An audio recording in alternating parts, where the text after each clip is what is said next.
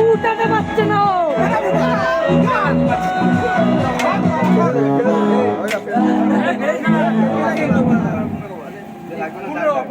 না হবে না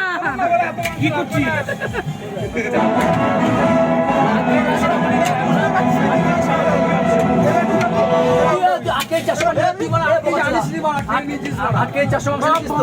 আট কেজি 200 400 না 200 এরকম তাহলে কি বলছিস ভাই 8 কেজি 200 মাংস 8 কেজি 200 নাকি হ্যাঁ 8 কেজি 200 হতেই পারে না ভাই 8 কেজি 200 তাহলে 500 4 থেকে 5 কেজি মাংস আছে আর 1 কেজি মাংস 1 কেজি কড়াই নিয়ে চলে যাবে ছোট